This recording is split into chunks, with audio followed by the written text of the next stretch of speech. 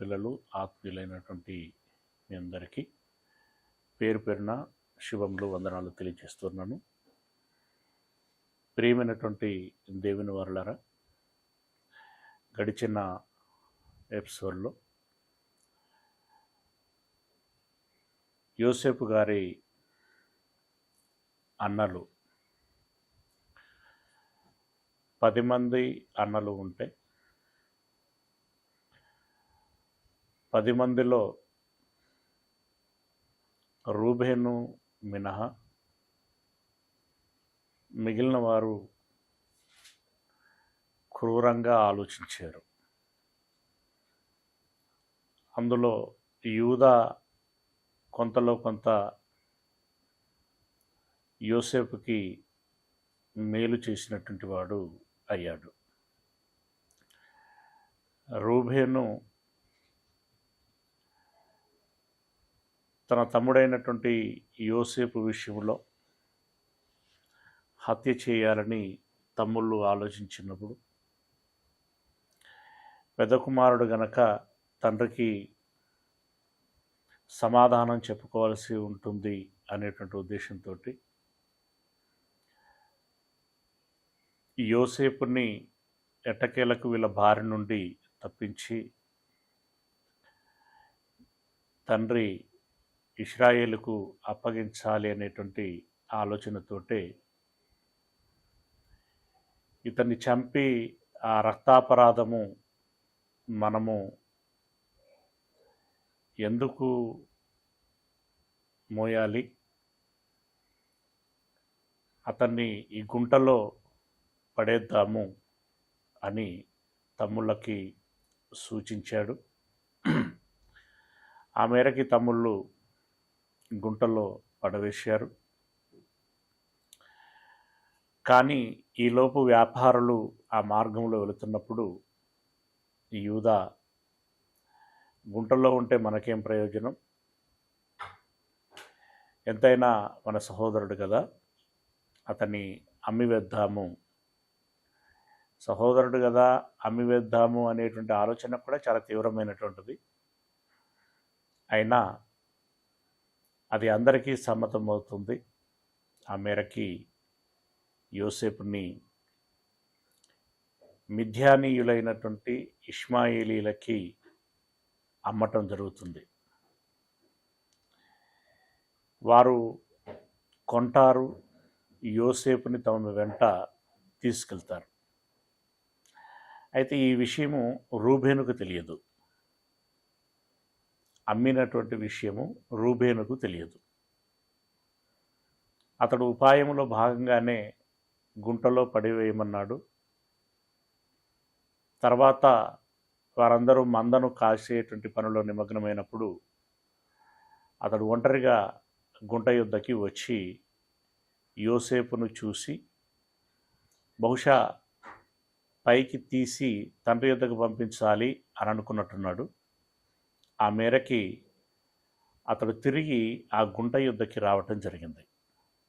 అప్పుడు ఏం జరిగింది అనేటువంటి విషయాన్ని మనం చూసినట్టయితే ఆదికాండము 37వ అధ్యాయము 29వ వచనం నుండి చూద్దాం. రూబేను ఆ గుంటకు తిరిగి వచ్చినప్పుడు యోసేపు గుంటలో లేకపోగా అతడు తన బట్టలు చింపుకొని అని అంటున్నాడు. అంటే గుంట యుద్ధకి తిరిగి రూబేను మరలా వచ్చాడు. వచ్చిన ఉద్దేశం మనకేం కనబడుతున్నది? నిజంగానే అతన్ని కాపాడి తన తండ్రికి అప్పగించాలి అనేటువంటి ఒక ఉద్దేశము కనబడుతున్నది. నిన్నటి దినమున మనం మాట్లాడుకున్నట్లుగా యోసేపును కాపాడాలి అనేటువంటి ఆశ, ఆలోచన రూబేనుకి ఉన్నది. కానీ దానికంటే ముందుగా అసలు యోసేపును చంపాలి అనేటువంటి ఆ ఆలోచన వచ్చినటువంటి తమ్ముళ్లను నిలువరించాల్సినటువంటి బాధ్యత రూబేనుకి ఉండింది. అసలు ఆ ఆలోచన మొగతడవకుండా చూసుకోవాల్సినటువంటి బాధ్యత రూబేనుకి వండింది. అంటే తమ్ముళ్ళని ఇది తప్పు అని చెప్పలేకపోయాడు. అక్కడ కొంచెం మనకి రూబేను పొరపాటు చేశాడేమో అనేటువంటి విషయము మనకు అనిపిస్తున్నది. రెండవ కోణంలో కూడా ఆలోచించాలి. విషయము ముదిరిపోయింది. తీవ్రమైనటువంటి పరిస్థితిలో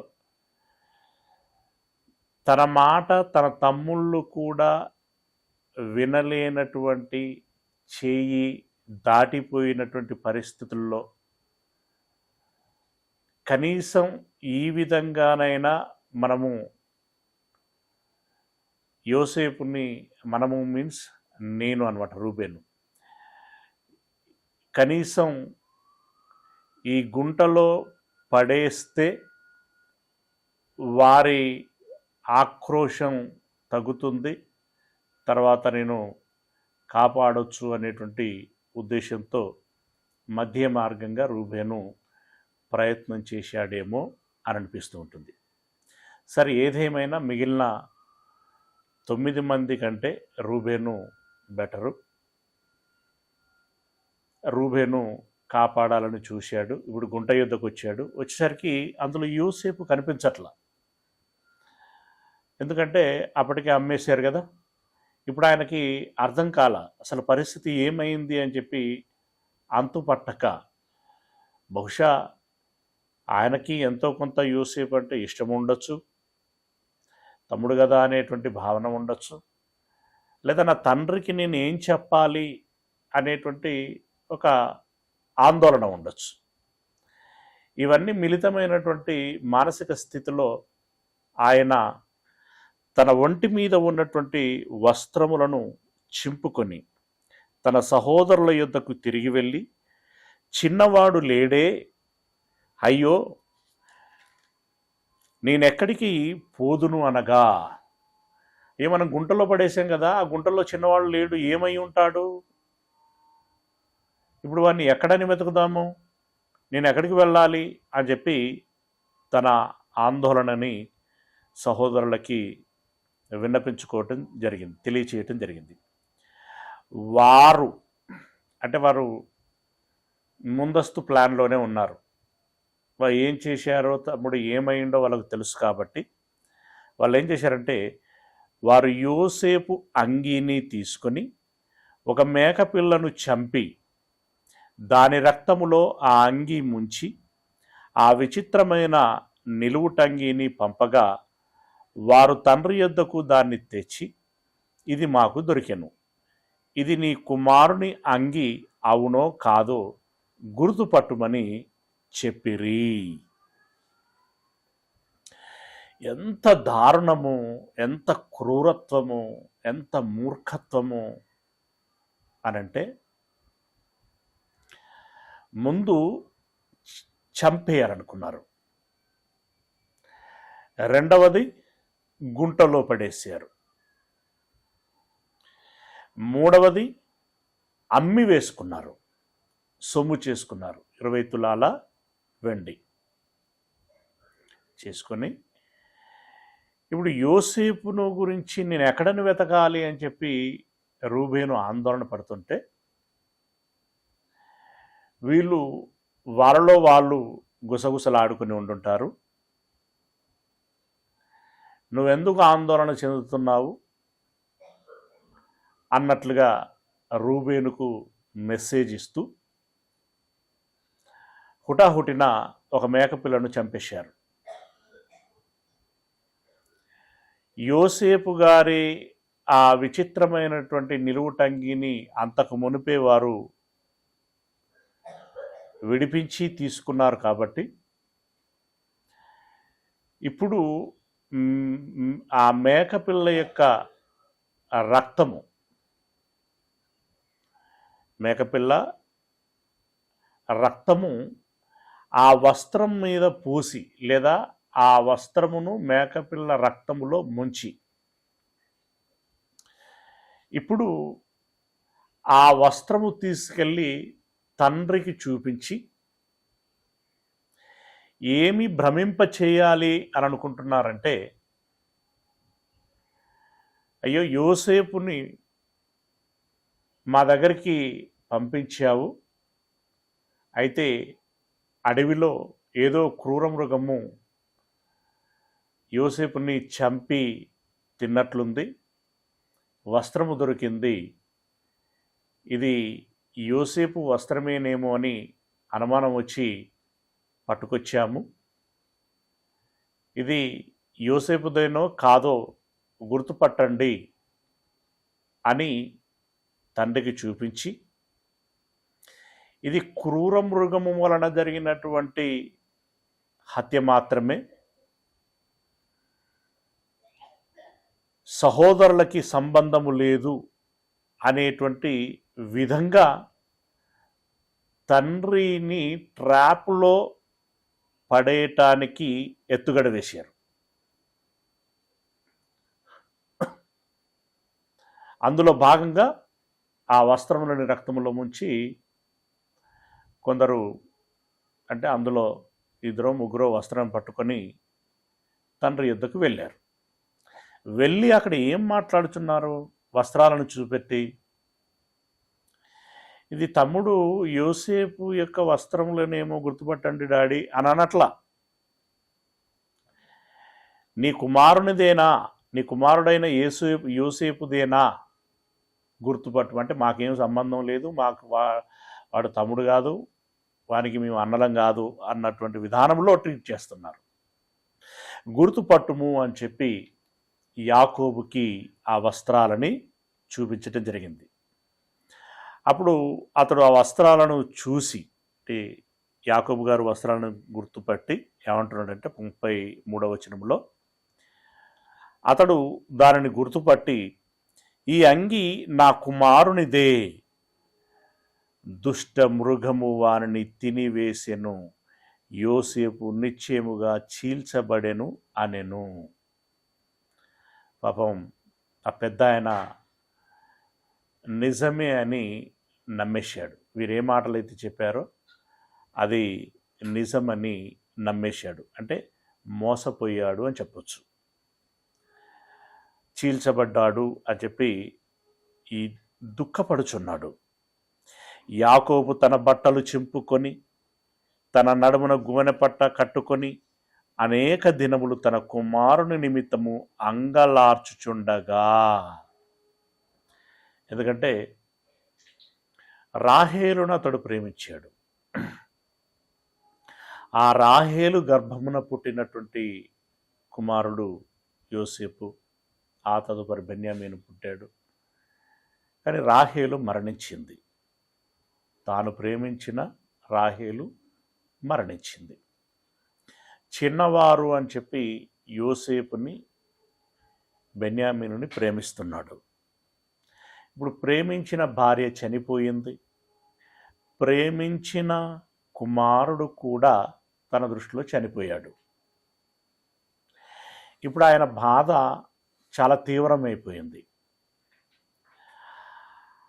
వంటి మీద వస్త్రములు చింపుకొని గోనపట్ట కట్టుకొని ఆ కుమారుని నిమిత్తము అనేక దినములు అంగలార్చాడు. అంగలార్చటము అంటే ఒక ఆవేదన, ఆ తీరనటువంటి శోకముతో నిస్సహాయమైనటువంటి స్థితిలో బావురుమని ఏడవటం, అలా అతడు ఏడుస్తూ ఉండిపోయాడు. సహోదరులకి కనికరము లేదు, జాలి లేదు, దయ లేదు. తమ్ముణ్ణి అమ్మేశాము, తండ్రిని ఏడిపిస్తున్నాము అనేటువంటి ఆలోచన లేదు, అసలు పట్టనట్టుగానే ఉన్నారు. నిజంగా ఇది ఎంత తీవ్రమైనటువంటి విషయం. ఇప్పుడు తమ్ముణ్ణి అమ్మేశారు, కానీ తండ్రిని ఏడిపించేస్తున్నారు కదా. అయ్యో మన కన్న తండ్రిని ఏడిపించటము మనకెంతవరకు న్యాయం, ఇది ఎంతవరకు సమ్మతము అనేటువంటి ఆలోచన వారికి లేదు. నిజంగా అంత కఠిన హృదయము కలిగినటువంటి వారుగా వారు ఉండిపోయారు అనంటే నిజంగా ఆ కఠినత్వము ఆ రోజుల్లో ఉన్నది, ఈ రోజుల్లో కూడా ఉన్నది. అన్నదమ్ములు ఒకరినొకరు చంపుకుంటున్నారు ఈ రోజుల్లో. తల్లిదండ్రులను కూడా చంపేస్తున్నారు. ఆస్తుల తగాదాలో ఒకరిని ఒకరు ఇబ్బంది పెట్టుకుంటున్నారు. ప్రియులారా, మనిషి కేవలం మనిషి మాత్రమే కాదు, మనిషి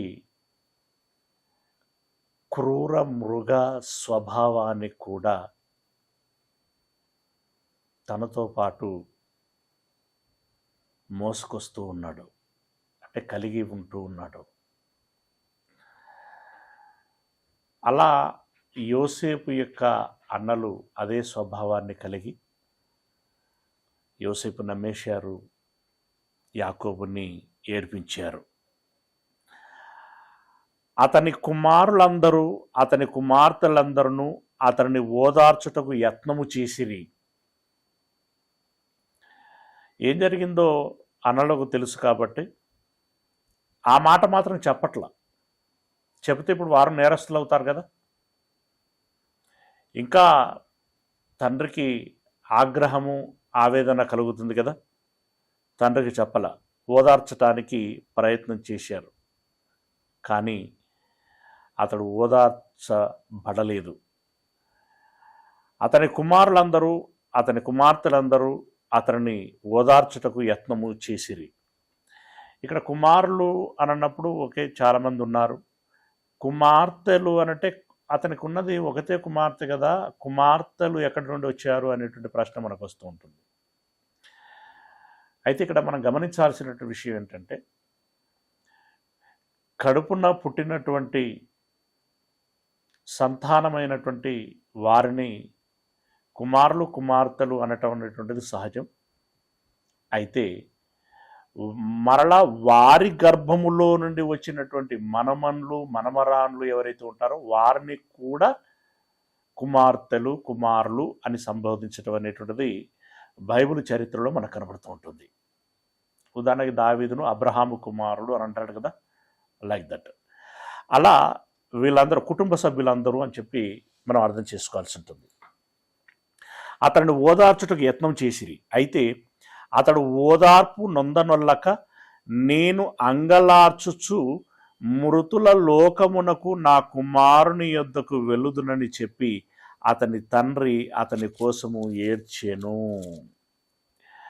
నా కుమారుడు లేనటువంటి జీవితం నాకు వద్దు, నేను ఆ బాధతో బ్రతకలేను, నేను కూడా చచ్చి నా కుమారుడు ఎక్కడికి వెళ్ళాడు నేనును అక్కడికి వెళుతాను అని చెప్పి యాకోబు చాలా చాలా తీవ్రంగా ఏడ్చాడు. అలా ఇక ఎన్నాళ్ళు ఏడ్చాడో అది వాళ్ళకే తెలుసు. కానీ ఆ తీవ్రమైనటువంటి మనోవేదనతో యాకోబు యోసేపుని గురించి చింతించాడు అనేటువంటి విషయం మనకు అర్థమవుతుంది. ఇక అతని విషయమై చానాళ్ళు దుఃఖపడి మెల్లిమెల్లిగా మరుస్తూ కుదుటపడి ఉంటాడు. ఇది ఇలా ఉండగా ఈ మిథ్యానీయులైనటువంటి ఇష్మాయేలీయులు ఏం చేశారంటే, మిథ్యానీయులు ఐగుప్తునకు అతన్ని తీసుకొని పోయి ఫరో యొక్క ఉద్యోగస్తుడును రాజ సంరక్షక సేనాధిపతియునైన పోతీఫరునకు అతనిని అమ్మివేసిరి. వీరు ఐగుప్తు దేశానికి వెళ్ళారు. ఐగుప్తు దేశమునకు ఆ రోజు ఫరోలు పరిపాలిస్తుండేటువంటి వారు.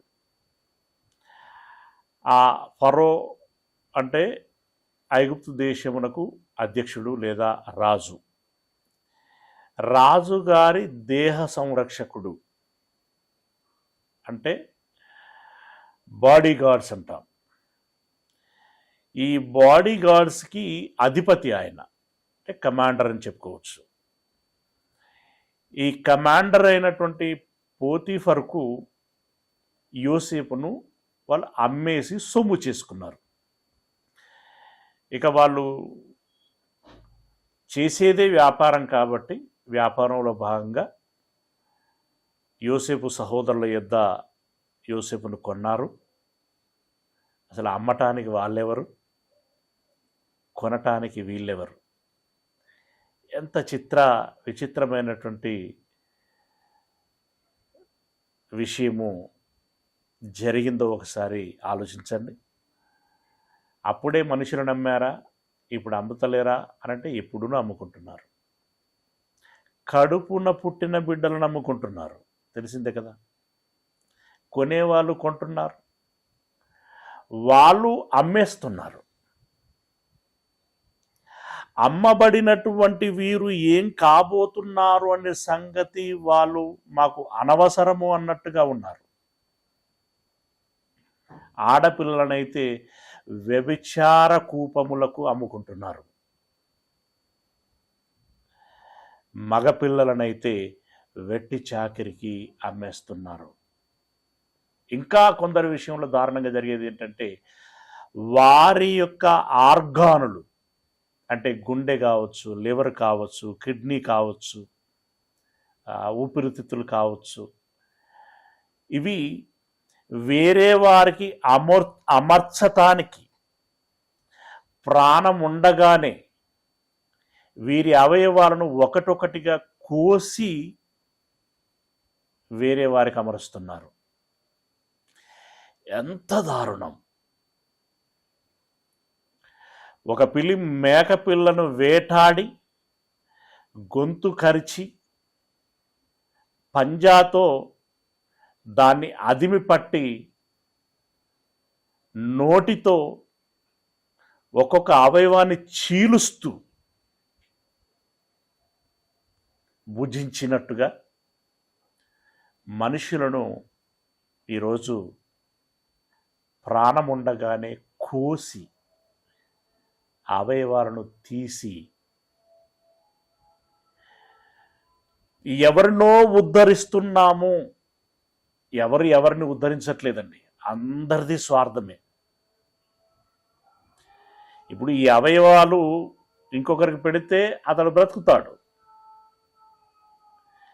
కానీ ఒకరిని చంపి ఇంకొకరిని బ్రతికించటంలో నీకున్నటువంటి నీతి ఏంటి, నీకున్నటువంటి న్యాయం ఏంటి?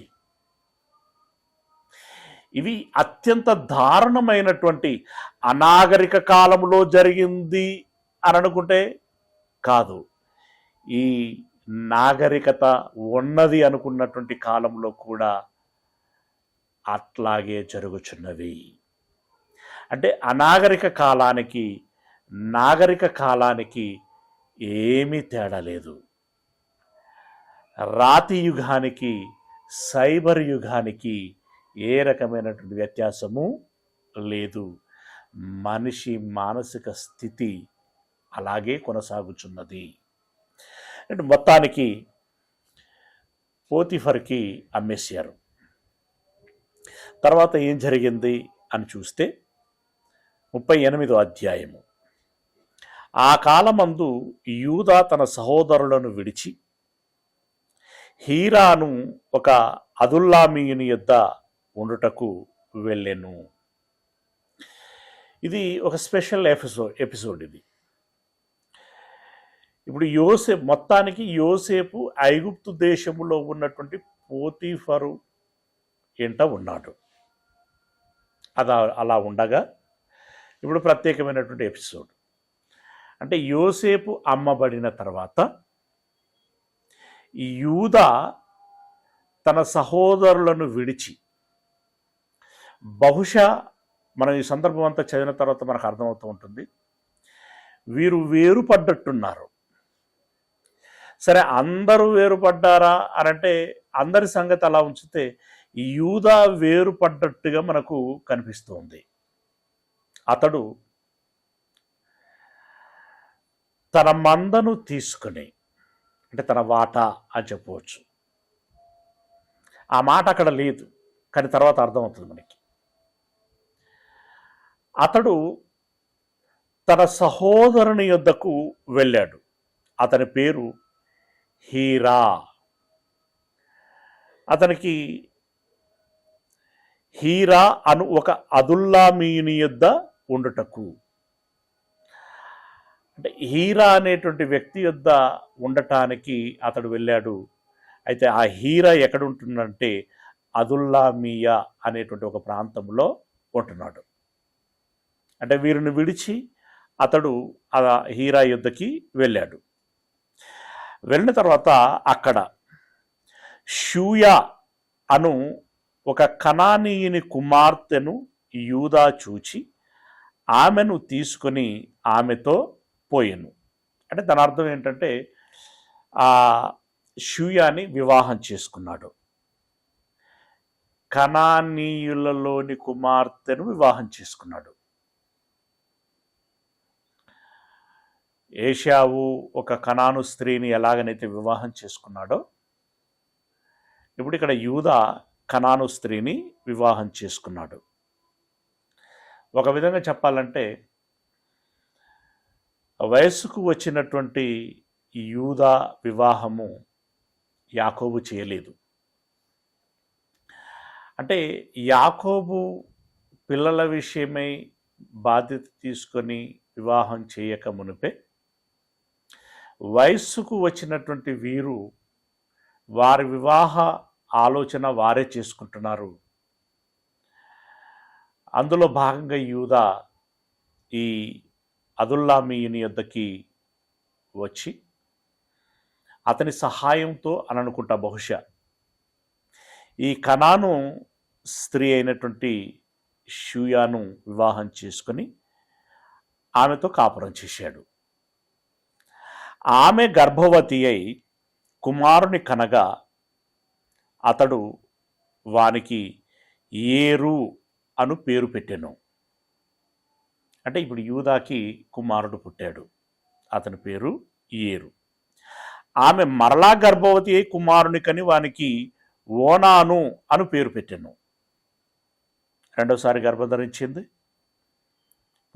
కుమారుడు పుట్టాడు, అతనికి ఓనాను అని పేరు పెట్టింది. 5వ వచనం, ఆమె మరలా గర్భవతి అయి కుమారుని కని వానికి షేలా అను పేరు పెట్టెను. ఆమె వీరిని కనినప్పుడు అతడు కజీబులో ఉండెను. అంటే ఈ షేలా అనేటువంటి 3వ కుమారుని కనే సమయానికి యూదా అలాగే ఈ షూయా వీరు ఎక్కడ ఉంటున్నారు అనంటే కజీబు అనేటువంటి ఒక ప్రాంతంలో ఉంటున్నారు. ఇప్పుడు యూదాకి 3 కుమారులు. పెద్ద కుమారుని పేరు ఏరు, రెండవ కుమారుని పేరు ఓనాను, 3వ కుమారుని పేరు షేలా. ఓకే, 6వ వచనం, యూదా తన జ్యేష్ఠ కుమారుడైన ఏరునకు తామారు అను దానిని పెళ్లి చేసెను. అంటే ఇప్పుడు యూదా తన పెద్ద కుమారుడికి వివాహం చేస్తున్నాడు అనంటే ఇప్పుడు యూదా జీవితం అంతా కూడా ఎక్కడ గడిచిపోతున్నది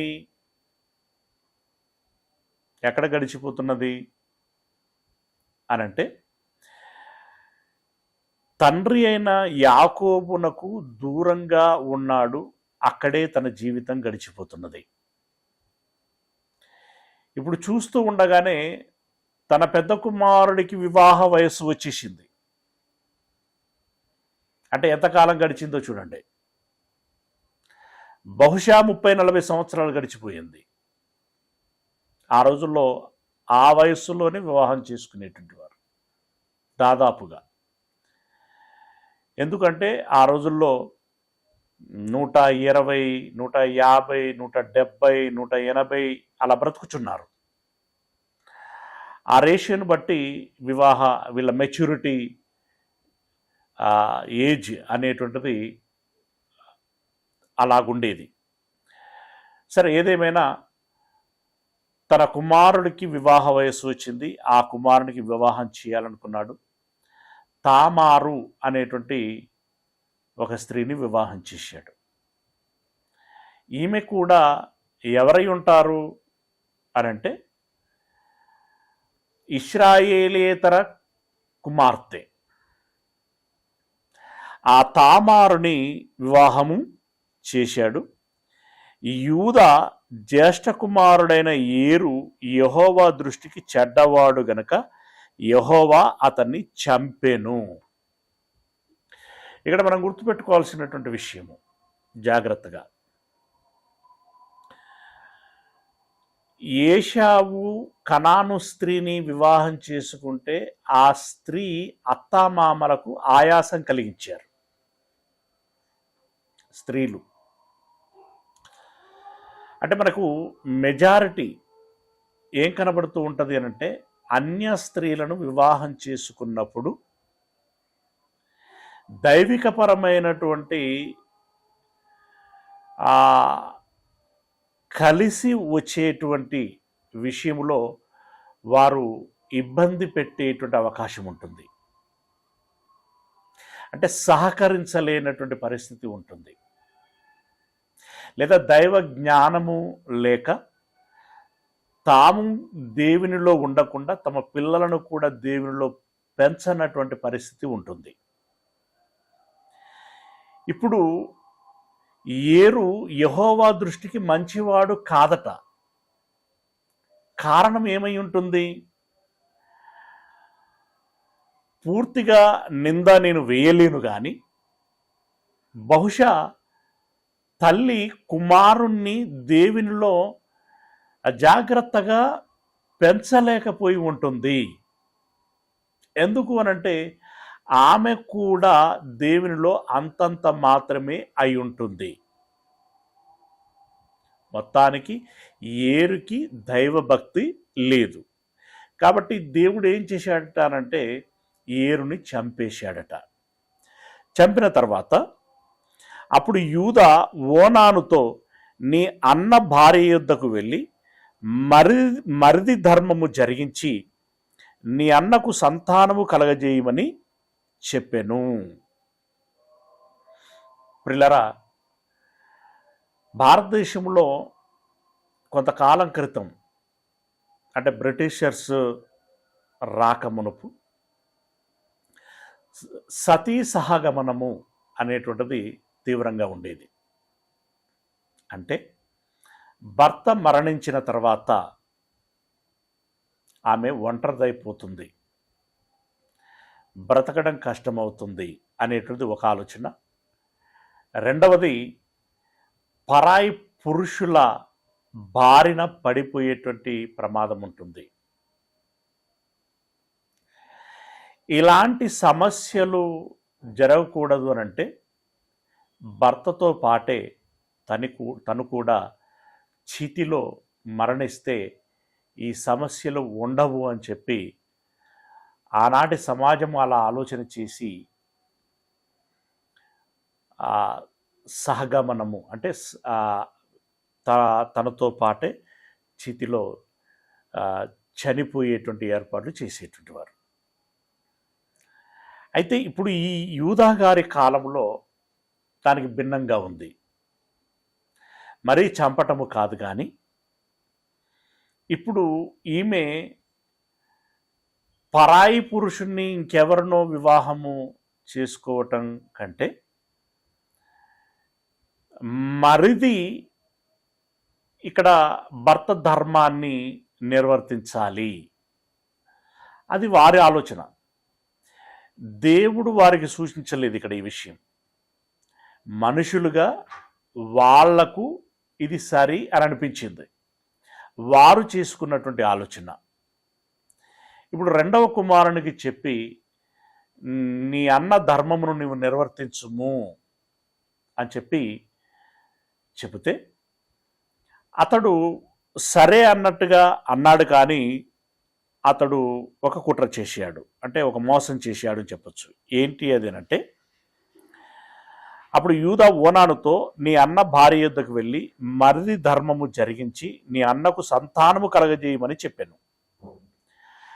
అంటే మరిది వదినతో కాపురం చేయటం. అయితే పుట్టినటువంటి బిడ్డ ఎవరి బిడ్డ అనబడతాడు అనంటే అన్న బిడ్డే అనబడతాడు. ఆ రకంగా ఆ రోజుల్లో ఇది ఒక అనాగరిక విధానమేనని చెప్పుకోవచ్చు. ఆ రకమైనటువంటి విధానము ఉంది. నీ అన్నకు సంతానం కలగజేయమని చెప్పినప్పుడు ఓనాను ఏం చేశాడంటే, ఓనాను ఆ సంతానము తనది కానేరదని ఎరిగి ఆమెతో పోయినప్పుడు తన అన్నకు సంతానము కలగజేయకుండునట్లు తన రేతస్సును నేల విడిచెను. ఇప్పుడు నేను వదినతో కాపురము చేస్తే పిల్లలు పుడితే అతడు అన్న సంతానం అనబడతారే తప్ప నా సంతానం అవరు కదా. గనుక నేను అన్నకు సంతానం కలగచేయను అనేటువంటి ఉద్దేశంతో కాపురం అయితే చేస్తున్నాడు, కానీ రేతస్సును బయట విడిచిపెడుతున్నాడట. అతడు చేసినది యెహోవా దృష్టికి చెడ్డది గనక, అంటే అతడు కూడా మోసం చేస్తున్నాడు గనక ఆయన అతన్ని కూడా చంపెను. అంటే రెండవ కుమారుని కూడా చంపేశాడు దేవుడు. అప్పుడు యూదా, అంటే ఇక్కడ ఈ ఇద్దరి విషయంలో, అంటే ఇద్దరి విషయంలో అనటం కంటే ఈ రెండవ కుమారుడి విషయంలో జరిగినటువంటి ఈ సందర్భము లేదా ఈ సంఘటన ఏదైతే ఉందో, సరే వాళ్ళు చేసుకున్నటువంటి ఆలోచనకి దేవుడు కూడా సమ్మతించాడు అనేటువంటి విషయం మనకు అర్థమవుతున్నది. ఏది? మరిది ఆ వదినతో కాపురం చేయటం అనేటువంటిది.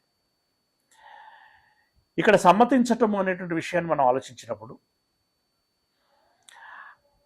ఆమెతో కాపురము చేయటానికి ఇంకెవరో ఒకరు రావాలి. వచ్చేవారు ఏ మేరకి ఎవరు రాగలరు, అందులో నమ్మకం ఎంత? ఇక ఎవరినో ఒకరిని వివాహం చేసుకోవాలి, ఎవరితో ఒకరితో కాపురం చేయాలి. వీటన్నిటిని దృష్టిలో పెట్టుకొని యూదా గారు చేసినటువంటి ఆలోచనకి దేవుడు సమ్మతి ఇవ్వటం జరిగింది. అయితే ఆ రెండవ కుమారుడు మోసం చేశాడు, దేవునికి కోపం వచ్చింది, అతన్ని కూడా చంపేశాడు. ఇప్పుడు రెండవ కుమారుణ్ణి చంపేసిన తర్వాత యూదాకు భయం పట్టుకున్నది. ఇదేంటి ఇలా జరిగిపోతున్నది? తామారును వివాహం చేసుకున్నటువంటి నా పెద్ద కుమారుడు చనిపోయాడు, ఇప్పుడు రెండవ కుమారుడు కూడా చనిపోయాడు. ఇప్పుడు మూడవ కుమారుణ్ణి, మరి రెండవ కుమారుడు చనిపోతే మళ్ళీ అదే ధర్మాన్ని బట్టి మూడవ కుమారుని ఇవ్వాలి. ఇప్పుడు మూడవ కుమారుని ఇద్దామా అనేటువంటి విషయంలో ఆలోచనలో పడిపోయాడు ఆయన. అతని విషయంలో ఏం చేస్తున్నాడు అనంటే 11వ వచనం, అప్పుడు యూదా ఇతడు కూడా ఇతని అన్నల వలనే చనిపోవునేమో అనుకొని నా కుమారుడైన షేలా పెద్దవాడు అగు వరకు నీ తండ్రి ఇంట విధవరాలుగా ఉండుమని తన కోడలైన తామారుతో చెప్పెను. కాబట్టి తామారు వెళ్ళి తన తండ్రి ఇంట నివసించెను. పాపం తామారు తన వివాహం చేసుకున్నటువంటి భర్త మరణించాడు. తర్వాత సరే మామ పెట్టినటువంటి ధర్మం చొప్పున ఆ విషయానికి తలొగ్గింది, అతడు కూడా మరణించాడు. ఇప్పుడు మూడవ కుమారుణ్ణి వివాహం చేయాలి. వివాహం మీన్స్ ఇక అది ఆ ధర్మం. కానీ యూదా భయపడ్డాడు.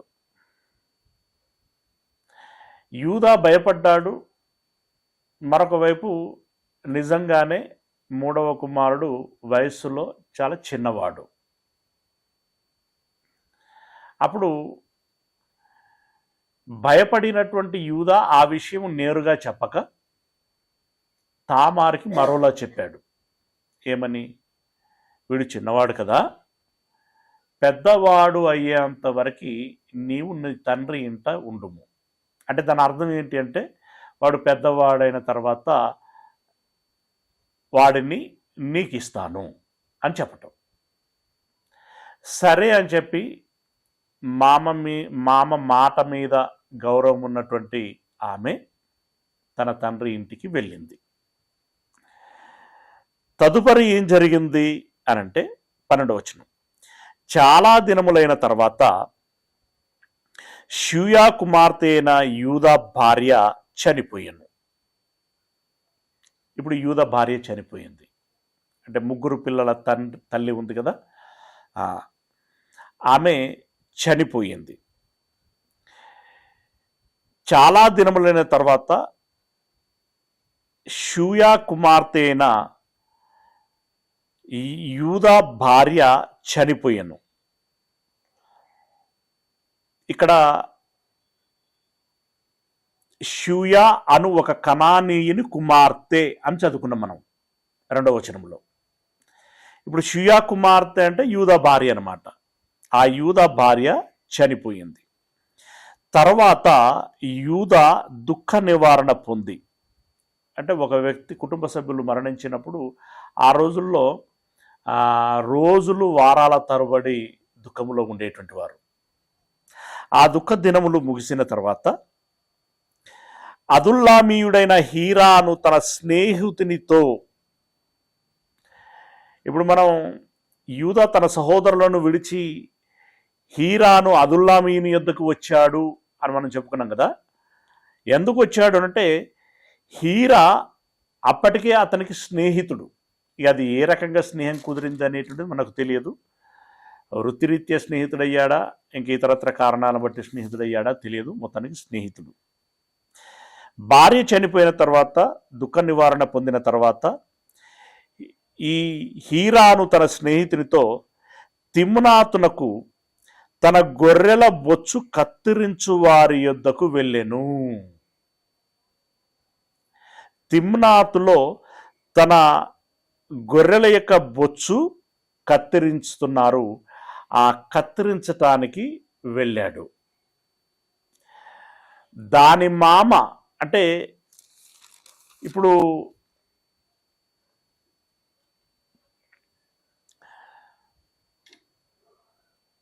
యోసేపును అమ్ముకునే సమయానికి వీళ్ళ కుటుంబం గొర్రెలు ఎక్కడ కాయబడుతున్నాయి అంటే దోతానులో కాయబడుతున్నాయి. ఓకే, ఇప్పుడు యూదా గొర్రెల బొచ్చు కత్తిరించడానికి ఎక్కడికి వెళ్తున్నాడు అనంటే తిమ్నాతునకు వెళ్ళాడు. దోతాను వేరు, తిమ్నాతు వేరు. ఓకే, సరే, దోతానుకు వెళ్ళినటువంటి వారు ఎప్పటికీ దోతానులోనే ఉంటారా అంటే ఉండరు. గొర్రెలకి మేత ఎక్కడ దొరుకుతూ ఉంటే అక్కడికి సంచరిస్తూ ఉంటారు, సంచార జీవులుగా ఉంటారు. రైట్, మొత్తానికి తిమ్నాతులో ఆ గొర్రెల బొచ్చు కత్తిరించడానికి ఈ స్నేహితుడితో పాటు వెళ్ళాడు. వెళుతున్నటువంటి క్రమంలో, అంటే ఇప్పుడు వెళ్ళాడు అనంటే గొర్రెల బొచ్చును కత్తిరించడానికి వెళ్ళాడు అనంటే తాను కత్తిరించడం కాదు, కత్తిరించేవారు ఉంటారు. ఆ మందల ఆ బొచ్చును కత్తిరించేటువంటిది ఆ రోజుల్లో వాళ్ళు ఒక పర్వదినంగా చేసుకునేటువంటి వారు. ఈ పని మీద అతడు వెళుచున్నప్పుడు దారిలో ఒక సంఘటన జరిగింది. ఏంటి అనంటే తిమ్నాతునకు వెళుచున్నాడని తామారునకు తెలుపబడెను. అంటే ఇప్పుడు తామారు మర్ది కోసం కనిపెడుతున్నది తండ్రి ఇంట. కానీ తన మామ అది పట్టించుకోలేదు. మాటిచ్చి పంపించాడు. యాక్చువల్గా పెద్దవాడైన తర్వాత అని చెప్పి మాటిచ్చి పంపించాడు. కానీ కుమారుడు పెద్దవాడయ్యాడు, కానీ ఆ విషయంలో ఆయన నెగ్లిజెన్స్గా ఉన్నాడు. ఎందుకు అనంటే భయం. అయితే ఇప్పుడు తామారు మరిది పెద్దవాడైన తర్వాత కూడా మా మామ పట్టించుకోవటం లేదు అనేటువంటి దృష్టితోటి ఆమె ఏం చేసింది అనంటే తన మామ తిమ్నాతునకు వెలుచున్నాడు అనేటువంటి విషయం తనకు తెలిసింది. తెలిసినప్పుడు ఆమె ఏం చేసిందో 14వ వచనంలో చెప్తున్నాడు. అప్పుడు షేల పెద్దవాడైనప్పటికీ తాను అతనికి ఇయ్యబడకుండుట చూచి తన వైధవ్య వస్త్రములను తీసివేసి, వైధవ్య వస్త్రములను అంటే విధవరాన్లు, మా దగ్గర ఇప్పుడు తెల్ల వస్త్రాలు ధరించుకోవటం అనేటువంటిది ఒకటి ఉంటుంది కదా, అప్పుడు వాళ్ళకి విధవరాలు వస్త్రాలు ధరించుకోవటం అనేటువంటి ఒక ఆచారం ఉంది. ఆ వస్త్రాలను తీసివేసి ముసుగు వేసుకొని శరీరమంతా కప్పుకొని తిమ్నాతునకు పోవు మార్గములో ఉండు ఏనాయిము ద్వారమున కూర్చుండగా. అంటే ఇక్కడ ఈ తామారు ఒక బలమైన నిర్ణయానికి వచ్చినట్టుంది. అది తప్ప ఒప్ప నాకు అనవసరం అనేటువంటి దృక్పథం వెళ్ళిపోయింది ఆమె. ఏంటి అనంటే, నాకు సంతానము కావాలి, నాకు వారసులు కావాలి. భర్తను వివాహం చేసుకుంటే అతడు చనిపోయాడు, భర్త తమ్మునితో ఉంటే అతడు చనిపోయాడు, మూడో వాడిని ఇవ్వలేదు, ఇస్తాడో ఇవ్వడో కూడా తెలియదు. ఇప్పుడు నా జీవితం ఒంటరి జీవితం, నా పరిస్థితి ఏంటి అని పలు విధాలుగా ఆలోచించుకున్నట్లు ఉంది. అంటే ఇంత తీవ్రమైన నిర్ణయం ఆమె తీసుకున్నది అనంటే దాని వెనకాల ఇంత ఆలోచన ఉండి ఉంటుంది అనేటువంటి విధంగా మనకు అర్థమవుతూ ఉంటుంది. ఎట్టకేలకు నేను సంతానాన్ని పొందుకోవాలి, ఒక బలమైన నిర్ణయం తీసుకున్నది ఆమె. తప్పు ఒప్పు విచక్షణని విడిచిపెట్టింది అని చెప్పచ్చు. కాకపోతే ఆమెకు అది ఏమనిపిస్తున్నది అనంటే, నేను అంటే నా మామ చేస్తున్నటువంటి విధానాన్ని బట్టి ఉన్నటువంటి పరిస్థితులలో నేను తీసుకునే నిర్ణయము సమ్మతమే అనేటువంటి ఆలోచన ఆమెకు ఉంది. అంటే ఆమెకి మరో ఆప్షన్ లేదనమాట. ఒక ఇరుకు ఆనాటి సమాజానికి, ఆనాటి ఉన్నటువంటి పరిస్థితులకు అది గత్యంతరము లేని స్థితి అని చెప్పుకోవాలి. ఓకే, అలాంటి స్థితిలో ఆమె ఈ ముసుగు వేసుకొని తిమ్నాతునకు వెళుతున్నటువంటి ఆ మార్గములో యూదాకు కనబడింది. అప్పుడు యూదా భార్య లేనివాడుగా ఉన్నాడు.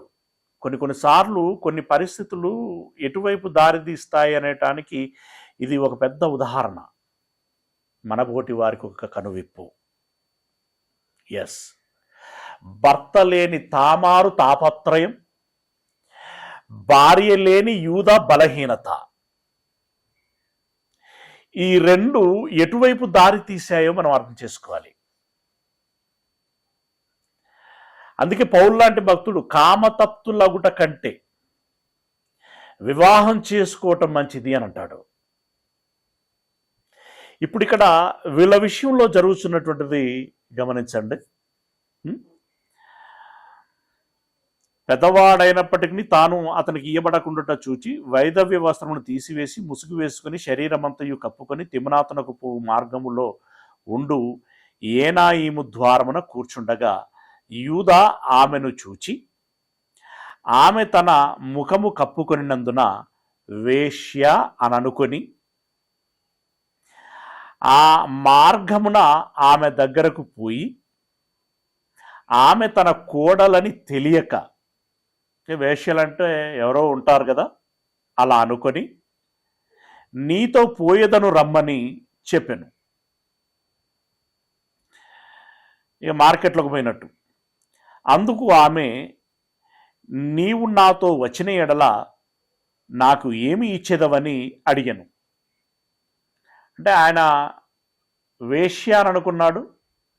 ఇప్పుడు ఈమె కూడా సంభాషణ అలాగే కొనసాగించింది. మరి రేట్ ఎంత అన్నట్టు చెప్పింది. నీతో వస్తే నాకేమిస్తావు అని అడిగింది. అందుకు అతడు, నేను మందలో నుండి ఒక మేకపిల్లను పంపేదనని చెప్పాను. ఏమిస్తావు అనంటే ఒక మేకపిల్లని ఇస్తాను అని అన్నాడు. అంటే ఆ రోజుల్లో అలాంటి వస్తు మార్పిడిలే ఎక్కువ కాబట్టి మేకపిల్లను ఇస్తాను అని అన్నాడు. మరి నీ మేకపిల్లలు ఎక్కడున్నాయి? ఎక్కడో వందలో ఉంటాయి. నువ్వు మళ్ళీ నాకు తెచ్చిస్తావనేటువంటి గ్యారంటీ ఏంటి? ఓకే, నువ్వు మేకపిల్లను తెచ్చేంత వరకు నీ దగ్గర ఏమైనా ఉన్నట్టయితే వాటి కుదవబెట్టుము అని చెప్పి అడిగింది ఆమె. అప్పుడు దానికి అతడు సిద్ధపడ్డాడు. మేకపిల్లను పంపెదనని చెప్పినప్పుడు ఆమె అది పంపు వరకు ఏమైనా కుదో పెట్టిన ఎడల సరే అని చెప్పాను.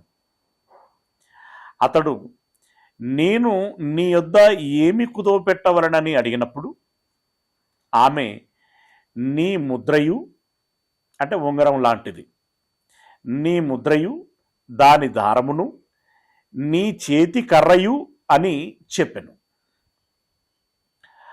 అతడు వాటిని ఆమెకిచ్చి ఆమెతో పోయెను.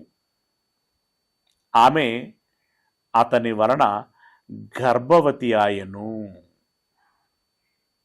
అంటే ఇప్పుడు మామతో కోడలు గర్భవతి అయింది. మామ అని కోడలకు తెలుసు, కానీ కోడలని మామకు తెలియదు. రైట్. 19వ వచనం. అప్పుడు ఆమె లేచిపోయి తన ముసుగు తీసివేసి తన వైధవ్య వస్త్రములను వేసుకునెను. తర్వాత యూదా ఆ స్త్రీ యొద్ద నుండి ఆ కుదువను పుచ్చుకొనుటకు తన స్నేహితుడగు అదుల్లామీయుని చేత మేకపిల్లను పంపినప్పుడు ఆమె అతనికి కనబడలేదు. ఇతడు తిమ్నాతునకు వెళ్ళాడు. ఇక్కడ ఆయనకు సంబంధించిన వస్తువులని కుదవబెట్టాడు కదా, ఆ కుదువను విడిపించుకోవటం కోసము తన స్నేహితుడైనటువంటి హీరా ద్వారా మేకపిల్లను పంపించాడు. అయితే యూదా ఈ తామారును ఎక్కడైతే కలుసుకున్నాడో అక్కడికి ఆ హీరా వస్తే అక్కడ తామారు కనిపించలేదు. కాబట్టి అతడు మార్గమందు ఏనాయి ఉన్నద్ద ఉండిన ఆ వేశ్య ఎక్కడ ఉన్నదని ఆ చోటి మనుష్యులను అడగగా వారు ఇక్కడ వేశ్య యవతియు లేదని చెప్పిరి. ఇక్కడ ఒక వేశ్య ఉండాలి కదా, మీకు కనిపించిందా, ఎక్కడుంటుందా ఆమె అన్నట్టుగా అడిగాడు. అసలు ఇక్కడ వేశ్య ఉండటం ఏంటి, ఇక్కడ వేశ్యలు ఎవరు ఉండరే అని చెప్పి అక్కడ ఉన్నటువంటి వారు చెప్పారు. అంటే నిజంగా ఇక్కడ ఆ వచ్చినటువంటి స్నేహితుడికి ఒక పెద్ద కన్ఫ్యూజన్. అరే, మొన్నటి ప్రయాణంలో ఆమె కనబడింది నిజం, ఇప్పుడేమో వీరు ఇప్పుడు ఇక్కడ ఎవరు ఉండరు అని చెప్పేసి అని అంటున్నారు. నిజానికి ఇప్పుడు తామారు వేశ్య కాదు. కాబట్టి అతడు యూదా యొద్దకు తిరిగి వెళ్ళి ఆమె నాకు కనబడలేదు, మరియు ఆ చోటి మనుషులు ఇక్కడికి వేశ్య యవతియు రాలేదని చెప్పిరని అన్నప్పుడు, అంటే నేను అక్కడ ఆరా తీశాను, ఇక్కడ వేశ్యలు ఎవరు ఉండరు, వేశ్య యవతి లేదు అని చెప్పాడు. అప్పుడు యూదా, మనలను అపహాస్యము చేసేదరేమో, ఆమె వాటిని ఉంచుకొననిమ్ము, ఇదిగో నేను ఈ మేకపిల్లను పంపితిని, ఆమె నీకు కనబడలేదు అనెను. అంటే రెండు ఆలోచనలు చేశాడు. ఒకటేంటంటే ఈయనకు సంబంధించిన ఆనవాళ్ళు పంపించాడు, ఇచ్చాడు కదా, కుదవబెట్టాడు కదా. దీనివలన భవిష్యత్తులో నన్ను అపహాస్యం చేస్తారేమో, అవమానపరుస్తారేమో అనేది ఒకటి మనసులో ఉండిపోయింది. రెండవది ఏంటంటే, మనమైతే ఇచ్చిన మాట మేరకి మేకపిల్లను పంపించాం, బట్ ఆమె లేదు గనుక మన తప్పేమీ లేదు అన్నట్లుగా ఆలోచించుకున్నాడు. తర్వాత 24వ వచనం. రమారమి 3 నెలలైన తర్వాత, ఒక గర్భము కన్ఫర్మేషను లేదా నిలబడటము అనేటువంటిది 3 నెలల తర్వాత బాహటంగా తెలుస్తుంది. ఆ 3 నెలలు గడిచేంత వరకు ఆమె ఎవరికి తెలియకుండా సాధారణంగా ఉండింది. వైదవ్య వస్త్రములతో. తర్వాత ఆమె గర్భం ధరించింది అని చెప్పి తెలిసింది. ఎవరికి? కుటుంబ సభ్యులకు తెలుస్తుంది, ఇరుగు పొరుగు తెలుస్తుంది. నీ కోడలకు తామారు జారత్వము చేసెను, అంతేకాక ఆమె జారత్వం వలన గర్భవతి అయినదని యూదాకు తెలుపబడెను. ఎట్టకేలకు ఎట్లాగో అట్లాగా ఈమె గర్భవతి అయింది అనేటువంటి వార్త యూదాకు తెలిసింది. ఇప్పుడు యూదా దృష్టిలో తామారు ఏంటి? పురుషుడు లేనటువంటి ఒక స్త్రీ. కానీ ఇప్పుడు తామారు ఎక్కడైతే వాసం చేస్తున్నదో ఆ జనులకు ఏమర్థమైంది? ఈమెకు గర్భం వచ్చింది అంటే ఎక్కడో వ్యభిచారం చేసింది, జారత్వం చేసింది. జారత్వం ఒక నేరం, పైగా గర్భం ధరించటం. ఈ వార్త పెద్దవాడైనటువంటి తన మామ దృష్టికి తీసుకెళ్ళాలి అని చెప్పి వాళ్ళు తీసుకొచ్చారు. అతనికి తెలిసింది. తెలిసిన తర్వాత అతడు ఏం చేశాడు అంటే, అప్పుడు యూదా ఆమెను బయటకి తీసుకొని రండి, ఆమెను కాల్చివేయవలనని చెప్పాను. అంటే కోడలు వ్యభిచారం చేసింది అనే వార్త తెలిసినప్పుడు అతనికి జీర్ణం కాలేదు, ఆమెను కాల్చి చంపేయాలని చెప్పి తన నిర్ణయాన్ని చెప్పేస్తున్నాడు. మరి ఇతడు సరే తామారని తెలియదు, దారిలో ఒక వేశ్య ఉంది, ఆమెతో పోవాలి అనుకున్నప్పుడు ఈ వేశ్యతో నేను తప్పెలా చేయాలి అనే ఆలోచన తనకు రాలేదు. ఇప్పుడు వేశ్య చేసేది తప్పే, ఈ వేశ్యతో నేను వెళ్ళటం తప్పే కదా అని చెప్పి తనకు ఆలోచన రావాలి. కానీ యూదాకు అక్కడ తన తప్పు తనకు పట్టలేదు. కానీ తామారు తప్పు చేసిందనగానే అగ్గిమీద గుగ్గిలం అయిపోయాడు.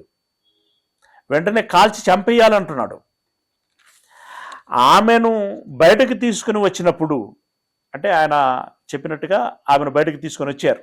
అంటే ఆ రోజుల్లో అది తీవ్రమైనదిగా ఎంచుతున్నారనమాట. వచ్చినప్పుడు ఆమె తన మామ యొద్దకు, అంటే ఆమెను బయటకు తీసుకురండి అని చెప్పేసి ఇక పెద్ద మనుషులు వీళ్ళందరూ కలిసి తీర్మానం చేసి ఆమెను బయటకు తీసుకొస్తున్నారు. అప్పుడు బయటికి రా అని చెప్పేసి ఆమెను అన్నప్పుడు ఆమె మెల్లగా ఏం చేసిందంటే, మామగారు కుదోబెట్టినటువంటి వస్తువులు ఒక వ్యక్తికి ఇచ్చి, ఇవి మా మామకి చూపించండి, ఈ వస్తువులు ఎవరివో అతని మూలముగా నేను గర్భం ధరించానని చెప్పండి. ఆ తర్వాత అతడు ఏం నిర్ణయం తీసుకుంటాడో దాన్ని బట్టి మనం ముందుకు వెళ్దాము అన్నట్టుగా తామారు ఆ వస్తువులను పంపించింది. తన మామ యొద్దకు ఆ వస్తువులను పంపి, అవి ఎవరివో ఆ మనుషుని వలనే నేను గర్భవతినైతిని, ఈ ముద్ర, ఈ దారము, ఈ కర్ర ఎవరివో దయచేసి గుర్తుపట్టుమని చెప్పించాను. మొత్తానికి వాటిని పంపి అడిగిపించింది. 26వ వచనం, యూదా వాటిని గుర్తుపట్టి, నేను నా కుమారుడైన షేలాను ఆమెకు ఇయ్యలేదు గనుక ఆమె నాకంటే నీతిమంతురాలని చెప్పి మరి ఎప్పుడునూ ఆమెను కూడలేదు. అంటే ఇప్పుడు యూదాకి ఒకసారి మైండ్ బ్లాంక్ అయిపోయి ఉంటుంది. ఇదేంటి ఇలా జరిగింది, నేను వేశ్య అని అనుకుంటే తీరా ఆమె నా కోడలయ్యింది, ఎంత పొరపాటు జరిగిపోయింది,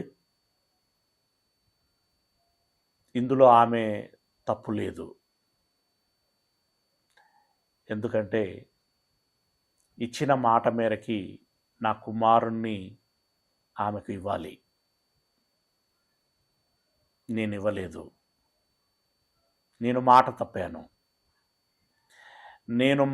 తప్పాను గనుక ఆమె ఈ నిర్ణయం తీసుకున్నది. గనుక ఇందులో ఆమెది తప్పు కాదు, నాదే తప్పు, ఆమె నీతిమంతురాలు అని తీర్పు తీర్చేశాడు.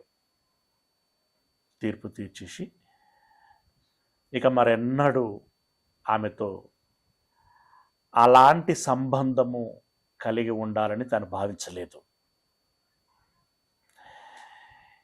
ఇలా ఇక అప్పుడు ఆమె నీతిమంతురాలు అని చెప్పి విడిచి వెళ్ళాడు. ఇప్పుడు ఆమె గర్భములో ఉన్నటువంటి బిడ్డ పెరుగుచునే ఉంది. 27వ వచనం, ఆమె ప్రసవ కాలమందు కవలవారు ఆమె గర్భమందు ఉండిరి. అంటే ఇప్పుడు ఇక్కడ తామారు విషయంలో అతడు అంత ముందుగా తెలియగానే తీవ్రమైనటువంటి నిర్ణయం తీసుకున్నాడు, చంపేయాలి అని అనుకున్నాడు.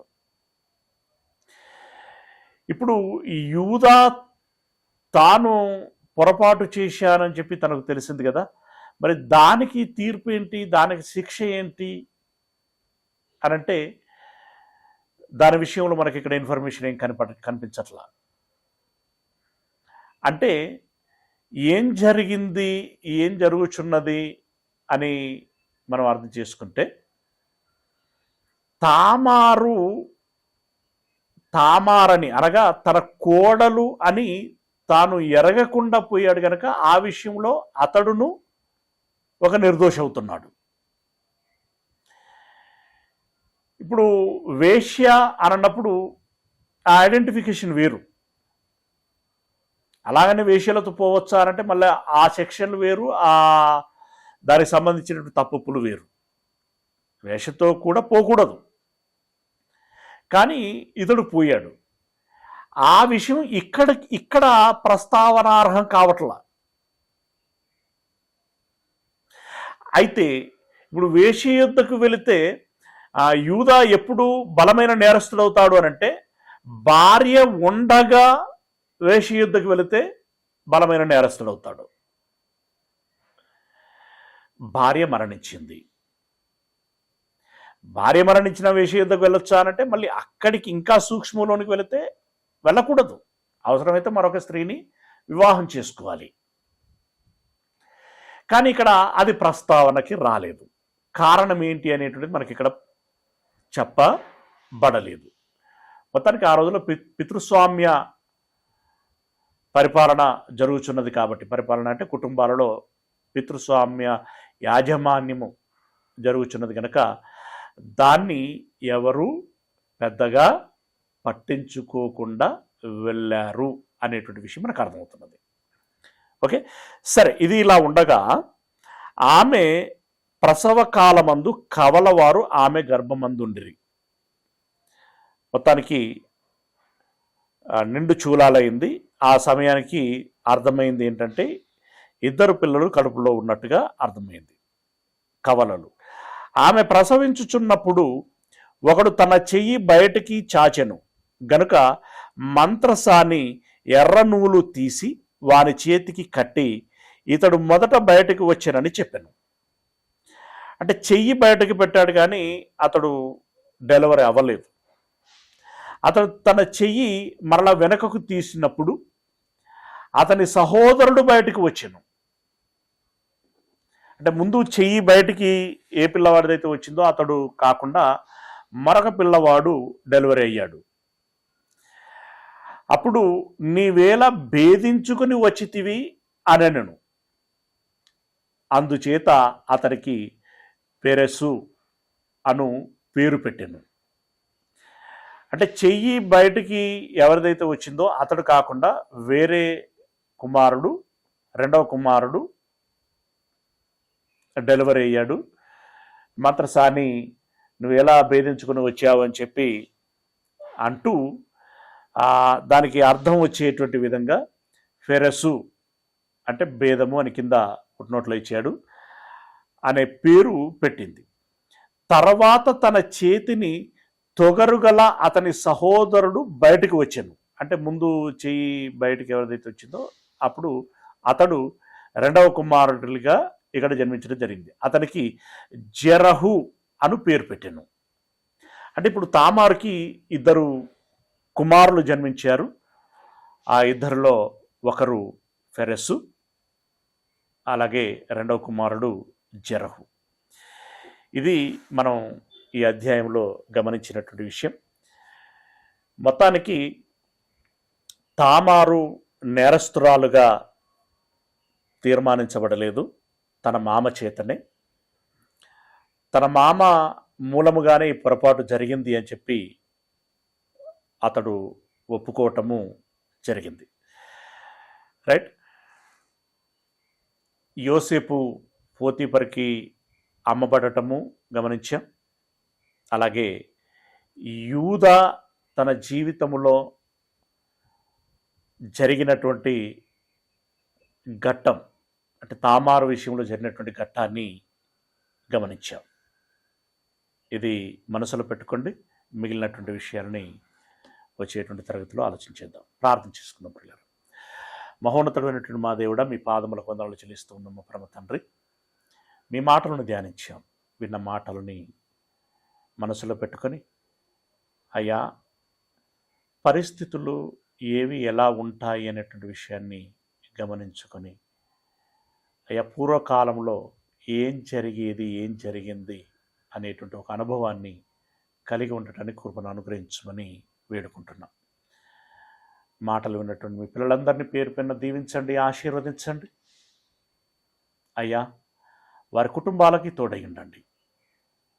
వారి ఈ దినపు పనులన్నిటిలో మీరు తోడై ఉండమని మమ్మల్ని అందరినీ మీ చేతులకు అప్పగించుకుంటూ మీ ప్రియకుమారుడు ప్రభువునైనటువంటి క్రీస్తు యేసుల వారి మహిమగల పరిశుద్ధ నామమున ప్రార్థించి విన్నపించుకుంటున్నాం మా పరమ తండ్రి. ఆమెన్.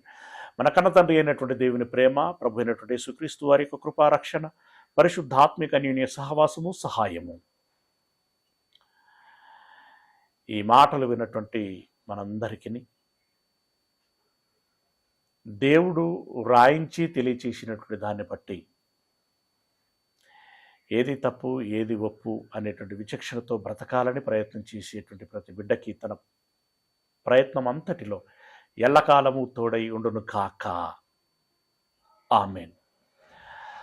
అందరికీ వందనాలండి.